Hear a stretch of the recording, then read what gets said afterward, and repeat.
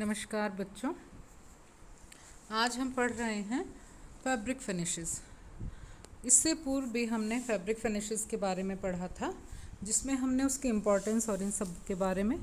दूसरा हमने पढ़ा था उसका क्लासिफिकेशन, और क्लासिफिकेशन में भी सबसे पहला जो टाइप था प्रिपरेटरी फिनिशेस वो या प्रोसेस, वो हमने पढ़ा था। आज जो हम पढ़ेंगे वो है रूटीन फिनिशेस, और उसके अंदर भी आती है सबसे पहले बीटलिंग। रूटीन फिनिशेस जितनी भी हैं वो सारी इस तरह के फिनिशेस हैं जिनको कि रूटीन में किया जाता है, मतलब हर कपड़े पे किया जाता है, चाहे वो वीव्ड कपड़ा हो, चाहे वो निटेड फैब्रिक हो, किसी भी तरह का कपड़ा हो, उनमें ये निम्नलिखित जो भी फिनिशेस हैं वो करी जाती हैं। बिना उसके कपड़ा जो है वो बाहर फैक्ट्री से बाहर नहीं आता है। इसमें सबसे पहले है बीटलिंग या इसकी कुटाई जिसको कहते हैं।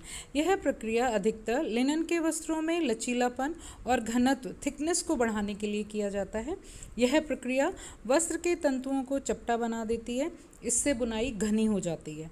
मशीन के आविष्कार से पूर्व बीटलिंग वस्त्र की सतह को लकड़ी के डंडे से पीट कर की जाती थी, किंतु आजकल इसके लिए एक मशीन का आविष्कार किया गया है।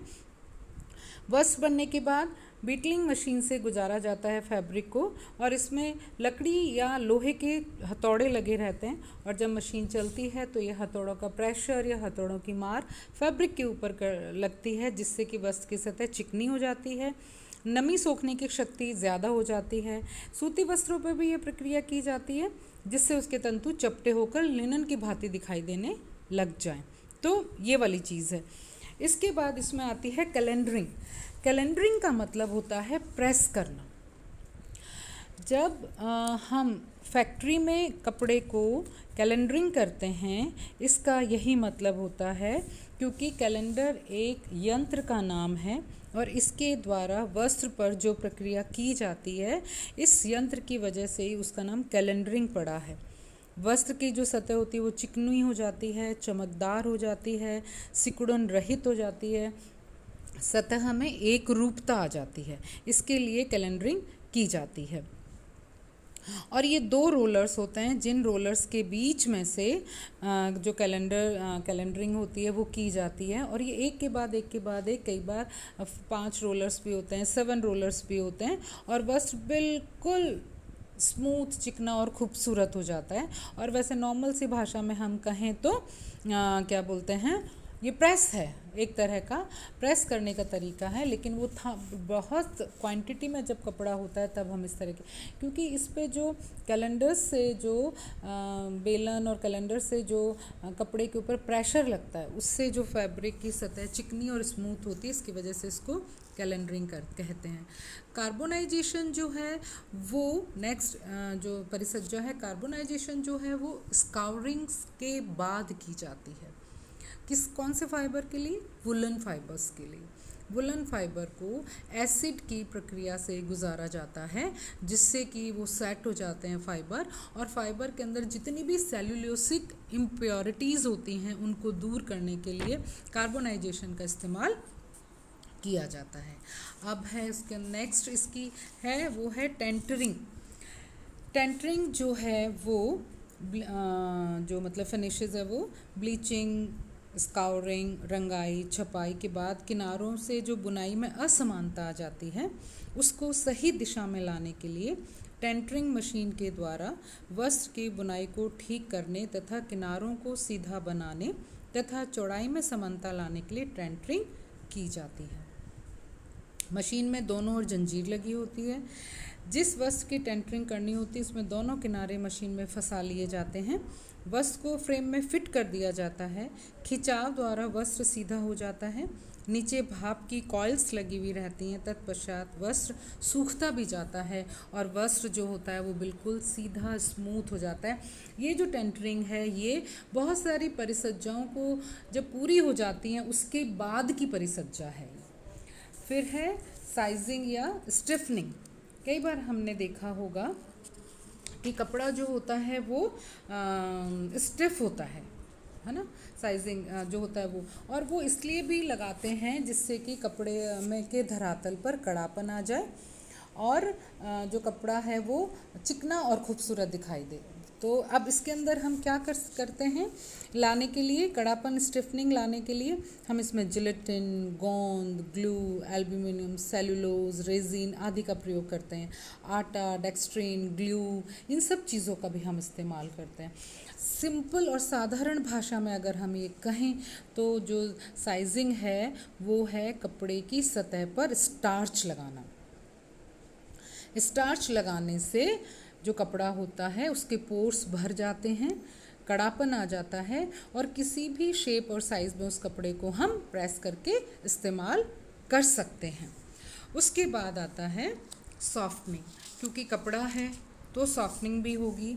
तो उसके लिए क्या होता है कि बहुत सारी ऐसी परिसज्जाएं होती हैं जबकि कपड़े को सॉफ्ट करने के बाद अगर हम उसके ऊपर करते हैं तभी उसमें वो ग्लेस आता है। तो सॉफ्टनिंग में क्या है, वस्त्रों में नमी अधिक शोषित करने की शक्ति पैदा करने व नर्म बनाने के लिए यह प्रक्रिया की जाती है। इसमें क्या होता है कि तेल, गोंद, अल्कोहल, साबुन तथा अमोनिया के यौगिक के द्वारा ये प्रक्रिया की जाती है और जो कपड़ा होता है वो बहुत ज़्यादा सॉफ्ट और खूबसूरत हो जाता है। नेक्स्ट है इसी के अंदर एंटी श्रिंक जो होती है फिनिशेस, वो है एंटी श्रिंक फिनिशेस के अंदर इस तरह की फिनिशिंग की जाती है जिससे कि कपड़ा जो है बाद में वॉश करने के बाद श्रिंक ना हो, उससे बचने के लिए एंटी श्रिंक फिनिशेस की जाती है। और ये लगभग हर कपड़े में की जाती है, लेकिन कभी कभी ऐसा होता है कि हम एंटी श्रिंक लेके तो आते हैं लेकिन धोने के बाद भी वो वापस श्रिंक कर जाता है कपड़ा। तो धोने के बाद कपड़ा श्रिंक ना करे उससे पहले हम एंटी श्रिंक परिसज्जा अगर हम करवा लेते हैं या करी कराई मिलती है तो वो ज़्यादा फ़ायदेमंद होती है। इसके अलावा नेक्स्ट आती है वेटिंग या वेइंग, जिसको कहते हैं हम वेटिंग करना या वेइंग करना। इसमें क्या होता है कि सिल्क की कुछ इस लिनन और सिल्क की कुछ इस तरह की क्वालिटीज़ हैं या कुछ इस तरह के प्रकार हैं जिसके अंदर हम कपड़े के ऊपर वेइंग एजेंट्स के द्वारा कपड़ों का वज़न बढ़ाया जाता है। इसको इस तरीके के दूसरी चीज़ों के अंदर हम इसको अंदर डाल के और कपड़ों के अंदर वज़न बढ़ाया जाता है, जिसके अंदर सेरेसिन जो नाम का होता है, रेशम के तंतुओं में 20% तक जो वज़न होता है वो सेरेसिन के कारण बढ़ जाता है। लेकिन रेशम के तंतुओं को बुनाई योग्य बनाने के लिए इस सेरेसिन नाम के गोंद को उतारने की प्रक्रिया करनी पड़ती है, जिसको डी गमिंग प्रोसेस कहा जाता है। इससे रेशम का वज़न कम हो जाता है और लोग बाग कन्फ्यूज्ड हो जाते हैं। उस वज़न को बनाए रखने के लिए, उसका वज़न बढ़ाने के लिए हम रेशमी तंतुओं से हटाए गए गोंद को की पूर्ति करने के लिए हम इसको फिर से वज़न बढ़ाते हैं। इसके अंदर लवण, जिंक या टिन क्लोराइड का प्रयोग किया जाता है, जिससे वस्त्रों का जो वज़न होता है अधिक बढ़ जाता है। वह